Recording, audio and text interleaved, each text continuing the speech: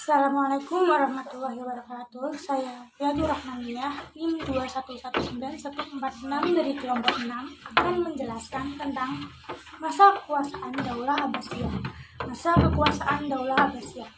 Selama dinasti Bani Abbasiyah berdiri, pola pemerintahan yang diterapkan berbeda-beda sesuai dengan perubahan politik, sosial, dan budaya. Berdasarkan pola pemerintahan itu, para sejarawan biasanya membagi kekuasaan Bani Abbasiyah pada 4 periode. Periode pertama, masa Abbasiyah 1 dari 750 Masehi sampai 847 Masehi. Masa ini diawali sejak Abdul Abbas menjadi khalifah dan berlangsung selama 1 abad hingga meninggalnya Khalifah Al-Wathik.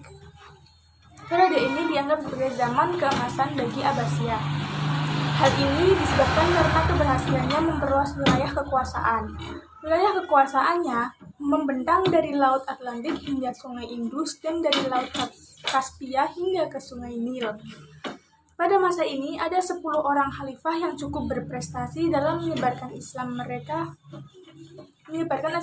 Mereka adalah Khalifah Abdul Abbas As-Saffah, Al-Mansur, Al-Mahdi, Al-Hadi, Harun Al-Rashid, Al-Amin, Al-Ma'mun, Ibrahim, Al-Musta'sim, dan Al-Wasi. Periode kedua yaitu masa Abbasiyah 2 dari 847 Masehi sampai 946 Masehi. Periode masa ini diawali dengan meninggalnya Khalifah Al-Wathik dan berakhir ketika keluarga Buwaihiyah bangkit memerintah. Peninggal Al-Wathik, Al-Mutawakkil naik tahta menjadi khalifah. Masa ini ditandai dengan bangkitnya pengaruh Turki. Setelah Al-Mutawakkil meninggal dunia, para jenderal yang berasal dari Turki berhasil mengontrol pemerintahan. Ada 4 khalifah yang dianggap hanya sebagai simbol pemerintahan daripada pemerintahan yang efektif.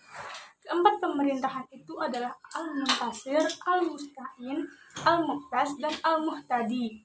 Masa pemerintahan ini dinamakan masa disintegrasi dan akhirnya menjalar ke seluruh wilayah sehingga banyak wilayah memisahkan diri dari wilayah Bani Abbas dan menjadi wilayah merdeka seperti Spanyol, Persia, dan Afrika Utara. Masa Abbasiyah 3 dari 946 Masehi sampai 1055 Masehi. Masa ini ditandai dengan berdirinya dinasti Buwaihiyah, yaitu pada masa ini jatuhnya Khalifah Al-Muqtafi sampai dengan Khalifah Al-Qaim. Pada akhir abad ke-10, kedaulatan Bani Abbasiyah telah begitu lemah hingga tidak memiliki kekuasaan di luar kota Baghdad.